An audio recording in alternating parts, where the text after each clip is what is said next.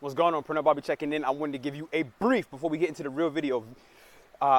Compatibility thing that you need to know, okay, about the ENFP and the INFP. So one thing with the INFP is everybody is always going to want to be wanting to receive healing from them, right? Because they're one of the best meditators that exist in the world, because they intuitively feel everything, but they can actually take on your pain as well, and that can be absorbed, and that really hurts them in a bad way. Here's how the ENFP can help that person. The ENFP gets the same thing, except with that more extroverted nature and the way their chaotic mind and chaotic thoughts work.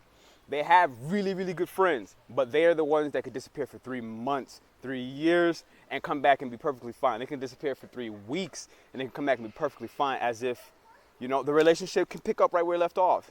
And I, as an INFP, I feel the same way a lot of times with a lot of my friends, and they understand that. But an INFP may more frequently kind of check in, or they may even hold space for somebody even when they don't want to, okay? This is where the ENFP helps that person, because it just shows them that, you know, it doesn't mean that you care about the person or anybody, your friend, your mom, anybody, just because you're not talking to them on a day-to-day basis, all right?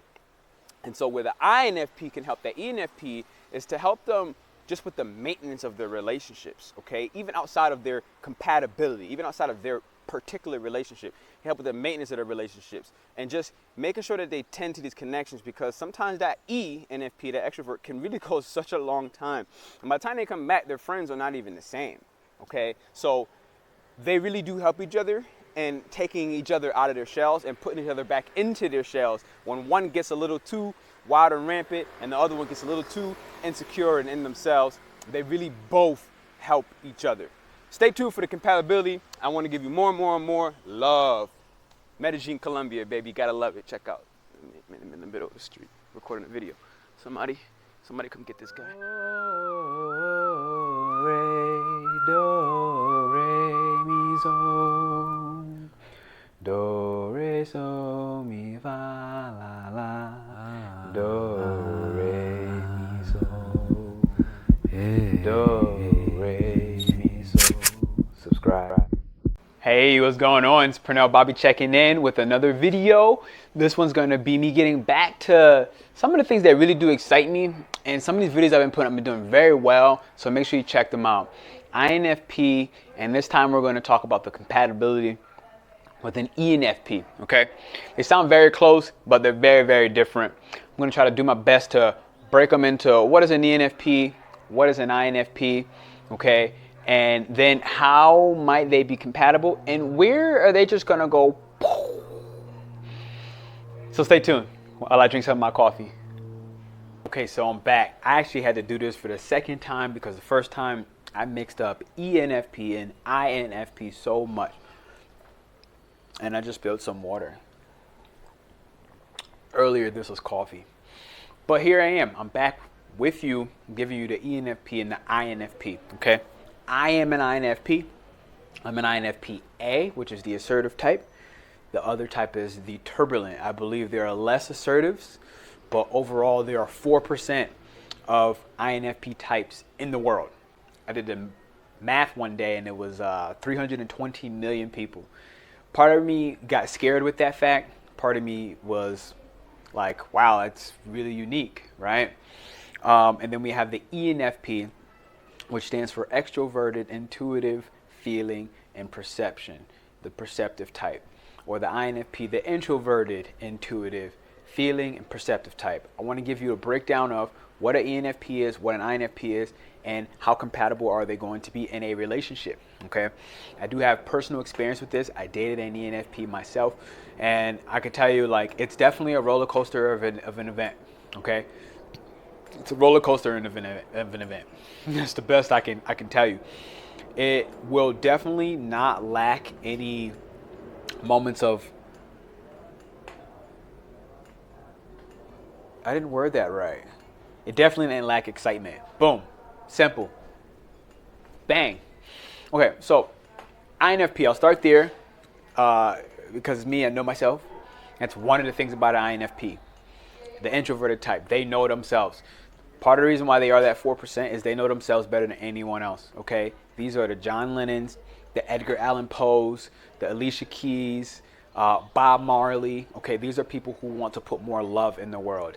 They literally create dream worlds, fantasies. Okay, they can be a little detached from reality in a sense with that in their imagination. They're highly creative dreamers, but they don't have this creativity for no reason. They're not people that can conform. They are the least able to be victims of conformity. Okay, they are the ones who will not work if it means that they have to give up their dignity or their value. And you're like, but what about reality? You got to pay your bills. And they're like, I'll find a way. And these are going to be the artists, and these are going to be the people with such a diehard drive to make their own way, especially from a financial standpoint.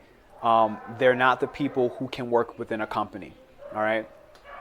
So in relationships, how does that show up? Just to give you some more about the INFP.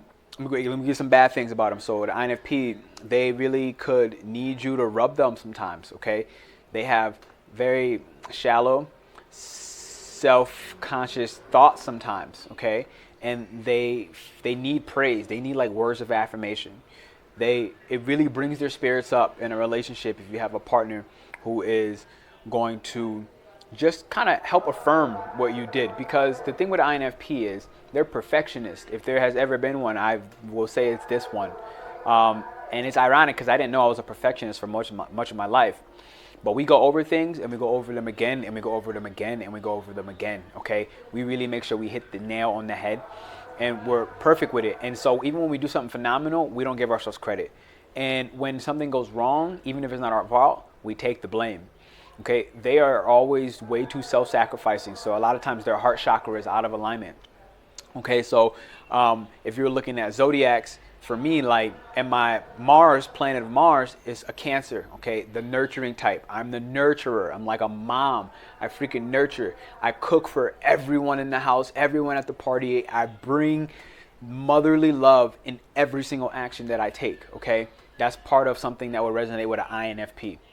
In many other ways, they're shy and they don't want to be on the cameras like I am. They don't seem like they have this, bubbly personality. And that would speak for the fact that I have some of these Aries in my chart, which is my sun sign. It's also my moon and how I express my emotions. Okay, so I just can blurt them out and be really strong with it. But I can also potentially fear that if I don't do my inner child work, which is big on ENFPs. They want to do the inner child work, okay? They want to learn themselves, which is some of my Scorpio. I'm like searching the deepest, darkest depths of my soul, and that's where the Scorpio comes in for my ascendant. So I really am a firm believer that with the Myers and Briggs, ENFP, INFP, relationship compatibility, we need to first start off with what is an INFP, which is, I just gave you some insight, okay? And what now is an ENFP? Wow, this mosquito is bothering me. Okay, he's touching my legs. Welcome to Medellin, Colombia, ladies and gentlemen. This is my jungle. Okay. ENFP. Okay, this is the extroverted type now. So again, I dated, so I'm speaking about this from real life experience. An ENFP is a very eccentric human being. Okay, ENFPs in childhood, they would have probably been the type where their parents would have supplied them every form of mental stimulation that they needed, that they required.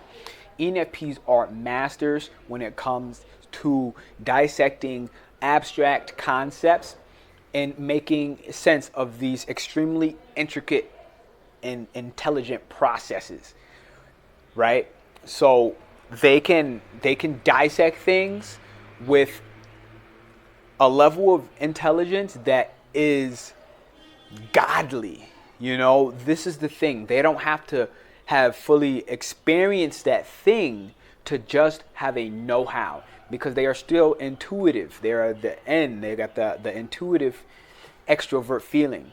So the thing is that they need people outside themselves to reflect these ideas off of. They almost can't do it on their own. They begin to really beat up on their validation. They need validation from outside sources, and they'll beat up themselves if they don't get that sometimes. So sometimes they could really just drain you.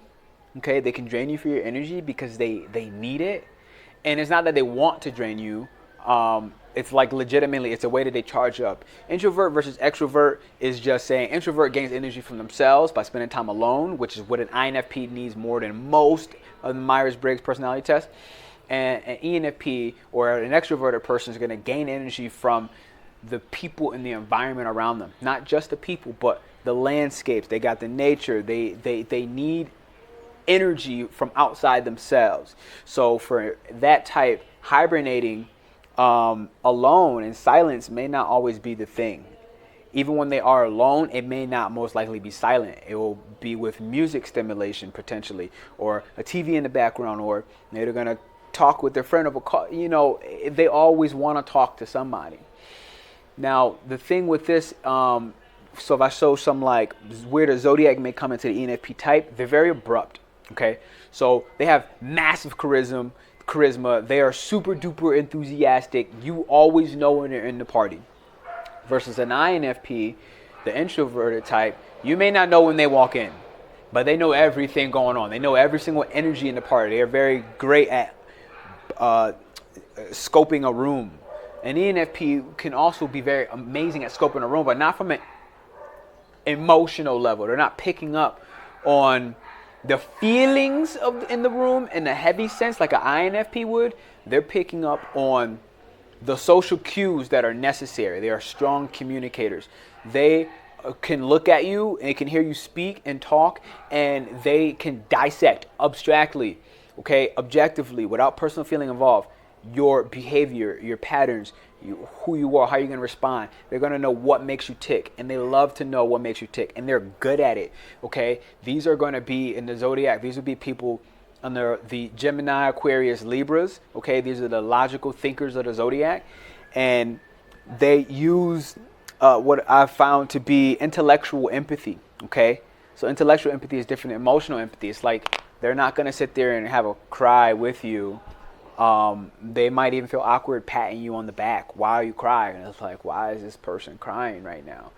Okay, and as a part of that, they could also, like I've seen this in the Sagittarius and the Mars placement. So they have like Sagittarius and the Mars placement where their action is like wildfire. Okay, there's no real rhyme or rhythm to it. There's no real there's no consistency, especially if they have like that Aquarius in them where it's like, boom, here goes the unpredictability ruled by the planet Uranus.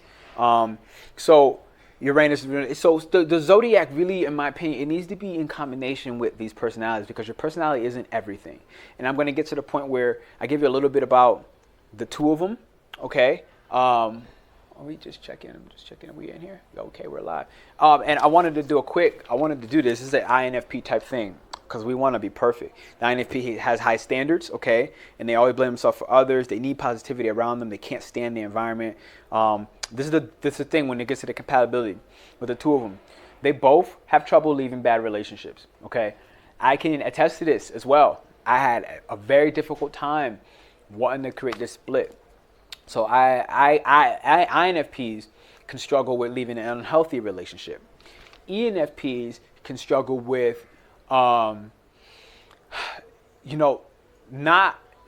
knowing that a relationship is bad for them and still holding on. Almost a little different, like, because on the ENFP side, it's like, it's pure toxic. And it's not that it's not on the other side, on the INFP side. On the ENFP side, it's like, they know because they intellectually know these things. They abstractly, without personal feeling, can register these things, okay? They have a mental capacity that is just phenomenal. They have such a variety of language skills between reading, writing, everything. They are the artists. They are also idealists, okay? And this is where they can get along, and also where they can break apart. So let's get to the compatibility now of the ENFP, the extroverted type, and the INFP, the introverted type. I want to take my shirt off. I'm freaking hot, bro. If I didn't have my mic on me, oh, my mic is down, man. I hope that didn't mess anything up. But yeah, INFPs are weird. We space out, okay? We're a lot of time we're not even in reality. That's a thing. So here's where they two can happen. So the INFP really does leave reality. And the ENFP, the extroverted type, is like almost always in reality, and they have a difficulty relieving leaving it in a sense. They have difficulty sometimes accessing their imagination. They can process everything from mental and intellectual level, but sometimes they may struggle from their from really accessing that intuition to its fullest extent because of the fact that they're always grounded in reality, in social interactions, and they may not take that time for themselves. Or the ENFP, they're actually famous at ghosting, okay, what I like to call ghosting. So when they take their time, they may not necessarily warn anybody. They're not going to tell their friends. They won't tell their families. They just go. And they can go for extremely long times. And this is where the clashes will happen, okay, between an ENFP and an INFP. Because an INFP is like, they'll stick through anything, toxic or not. They'll stick through anything. And they'll try to deal with it, and they'll try to confront it, and they want to express their feelings, and they want to be open about it, and they want to express their feelings without being judged. It's critical for them, because if they get judged, they're going to be like an onion inside of an onion inside of an onion. They're going to have so many layers that'll peel back. It won't never peel back, that the ENFP will basically skip over everything that person has as for a compatibility with them. Because an ENFP is oftentimes the type that will like to go around in a problem, to go through and up and under, to go anything but confront it right straight on. Because here's the thing, an INFP in a relationship, and the compatibility, how this works, an INFP in a relationship is always completely present. They are the best listeners on the planet. And an ENFP loves to talk. They love to exchange. They learn themselves by bouncing off ideas of others as well. They learn from feedback and real life conversations, not by sitting themselves and thinking about stuff. So they're going to love to be able to spit and talk to somebody all day. And they have this like subconscious fear of no one's ever going to love them for some reason. And that's across the board. And it doesn't come from like childhood trauma like we all have, which we all have, right? They may not be as willing to do the inner work. An INFP would be willing to do the inner work. And so do you get the point? You get in the drift? One's more introspective and one's more like living on the external. So here's how they help each other. The ENFP can pull the INFP, the introvert. The extrovert can pull the introvert out of their shell. Because the introvert will have all these amazing ideas about how they can save humanity, which the ENFP is all about, because they're both super duper idealistic.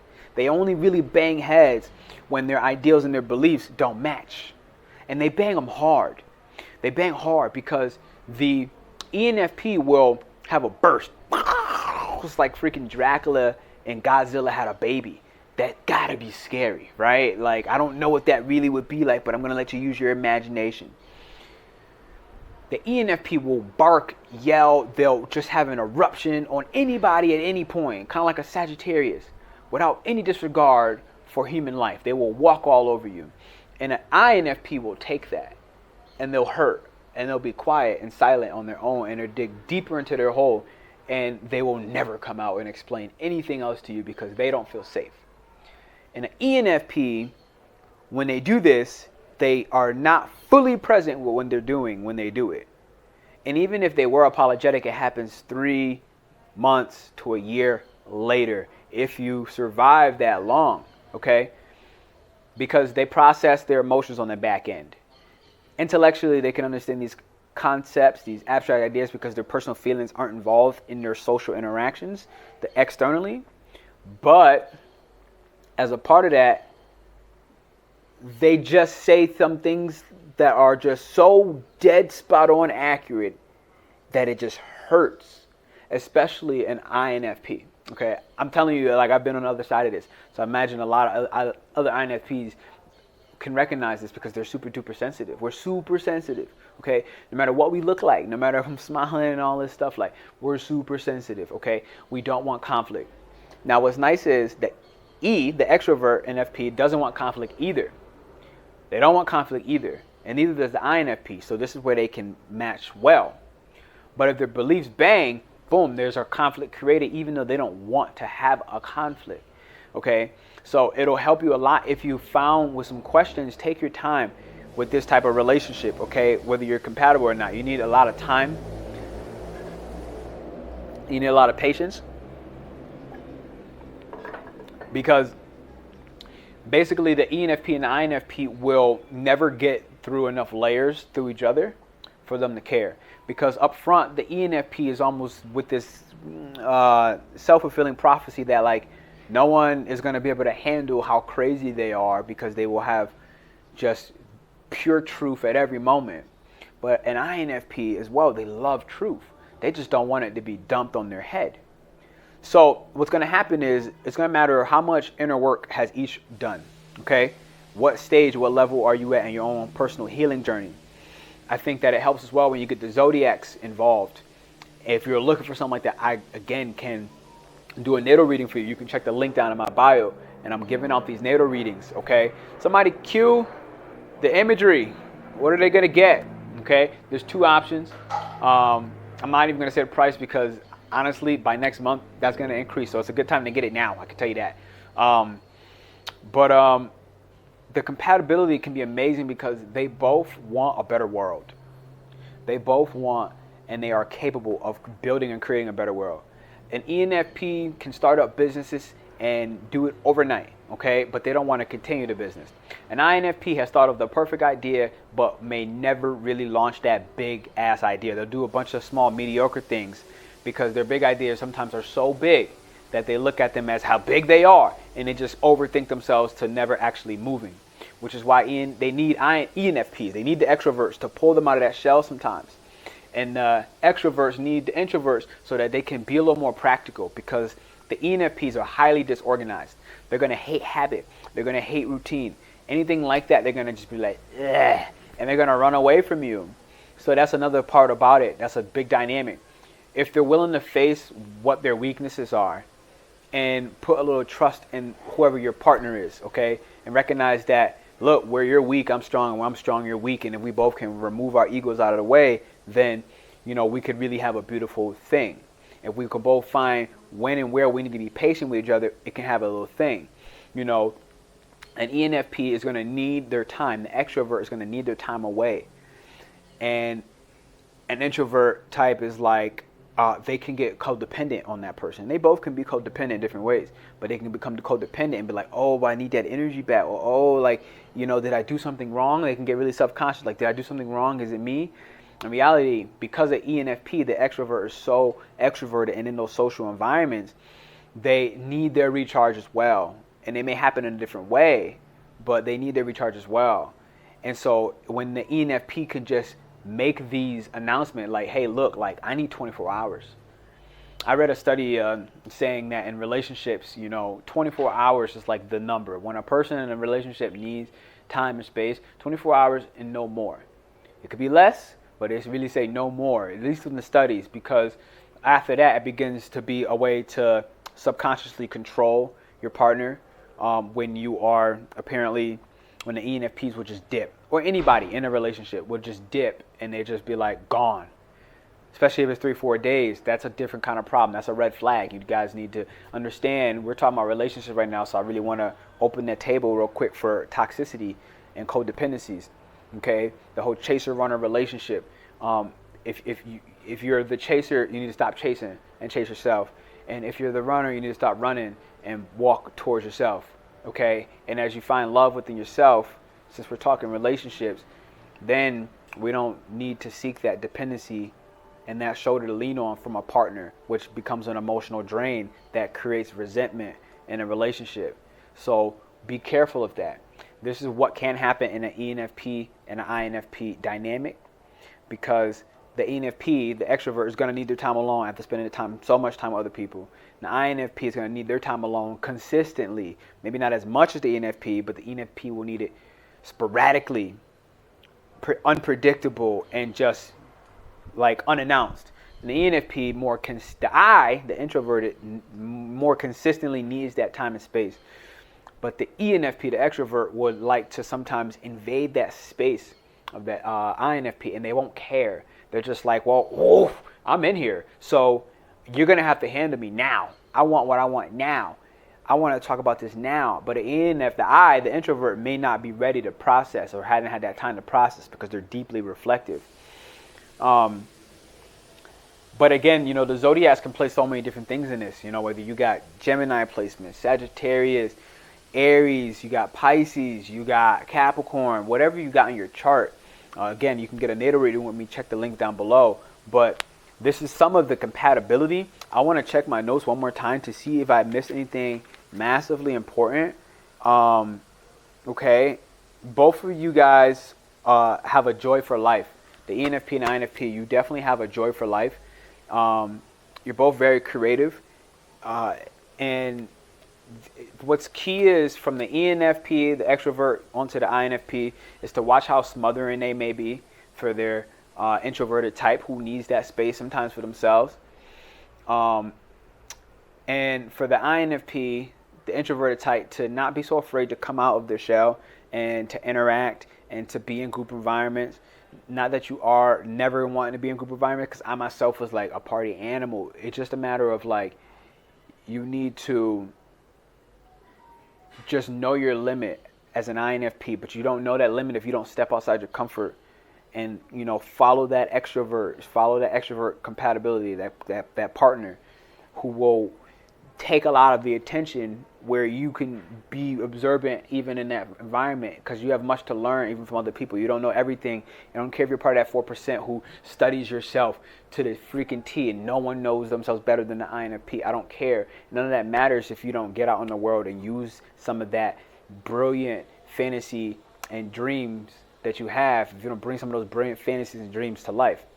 And for the ENFP, you can learn if you just calm down a little bit and take more intentional reserved time, so that you don't need to force an abrupt, I gotta get out of here, and rip your way through everything and everybody. You're gonna burn bridges like that. And I get that normally you don't. In general, the ENFPs, the extroverts, because you're such a likable, sociable person, that people just tend to want to forgive you.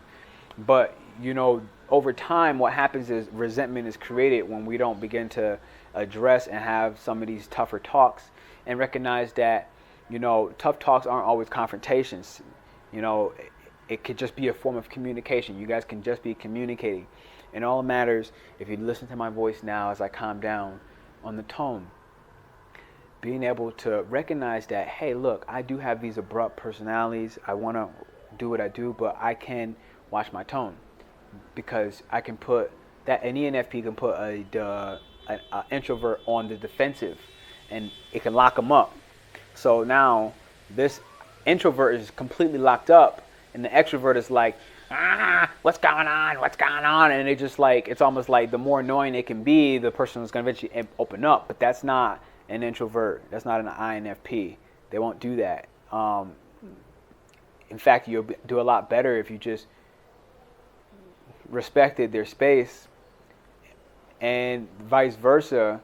For the INFP, what you need to really work on is not lowering your standards, but understand that your standards are, quite frankly, impossible. You're never going to find that fairy tale love where every single thing is perfect. So you find that 90%, you find that 99%, you need to learn to start holding on and loosen up on some of your super duper rigid ideals and values around love, which I know I had to be within that bracket. I had to learn to start loosening up some of my ideals, some of my beliefs, and stop holding partners to this fantasy that we create in our head, because we're the dreamers and we dream of that perfect love.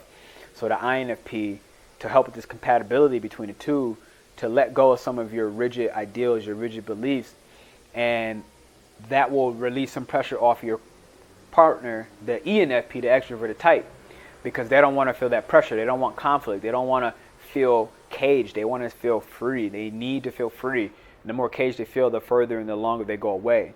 So what is most important for these two to be compatible is to actually listen to each other, okay? Not for the ENFP to just talk, and for the INFP, the introvert, to just listen, and not for the introvert to just stay quiet and just be the, you know, doormat for the ENFP, who has a usually much more vibrant and bang bang personality. You know, the introvert with the compatibility is gonna have that in more one-on-one settings, you know, for people at a max. But like with an intimate partner, just that partner where these two can learn is to actually spend some time just alone without having to be in a group environment.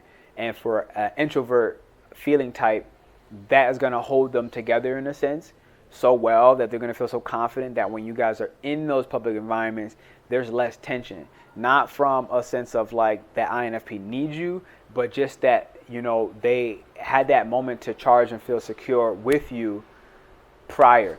On the vice versa, you know, for the INFP to share that beautiful soul, you know, because you stay so locked up, you stay in such a bun, that all your beautiful ideas end up going to the grave with you, and you never usually end up living up to your potential. I mean, there is only 4% of you. You are a rare type. You know yourself better than most people ever will. But as a part of that, you may think you know everything sometimes. You may think you've already experienced it, but you got to actually experience it in real life and let that ENFP, the extrovert type, to lead you through and take you through some of these extra steps to get out of that shell. Because once you do, then those dreams that you always manifest will start to come true for the purpose and alignment with what you need in your life and who you're meant to be. So overall, the compatibility with this can be really, really rough in a sense where you guys have different beliefs and values. You guys can clash. And you might not make it through that initial clash. So people that say, I hate this dynamic, you probably didn't make it through that initial clash. When you guys, and if you guys ever make it through that initial clash, with some patience and open communication and just the willingness to learn each other and to go in with clear indications and clear intentions about what you want. Do you want to be in a relationship? Are you looking to be compatible? Or are you looking to just have somebody to talk to and somebody to bounce ideas off of? Are you looking to just have a business partner with this INFP, ENFP compatibility relationship? It doesn't have to be romantic, but whatever it is for both parties, because you guys both suck at being in relationships that are toxic or relationships that have overstimulated their time, then it's important for you guys to create that split. You got to really speak and communicate up front so that that split doesn't have to be something that, you know, you guys ruin everything. You know, it's just a matter of like, look, like, you know, we didn't work. Let's just go our other ways. But for both of you, it's important to not be so quick to say that, because the introvert can have these ideals and it's like, well, you don't match my perfect ideals anyways. And then the extrovert could sit there and really not ever have felt that same emotional connection and kind of be behind, quote unquote, emotionally, because again, they're not going to get that process time till 2 weeks later, 3 months later, a year, 5 years, 2 days after the more introspective person was. So that's really what I'm looking at, asking you to like and subscribe to this, because this is your boy PP coming in hot. I want to bring in more ENFP, INFP videos, and not just about compatibility, but I've been opening up the natal readings to people who want to do it in a relationship base. Okay, I do have some of this INFP, this Myers-Briggs knowledge. I know more about myself, to be honest. I know a lot about a few of the signs, the INFJs as well, but not all of them. But as for zodiac readings, this is what I do, and so you should come on in. Again, I love you. Thank you for staying tuned all the way to the end. You're a real fan. I love you. Oh. Oh, my shoulders hurt. I was working out. Okay, you only didn't know that. Deuce.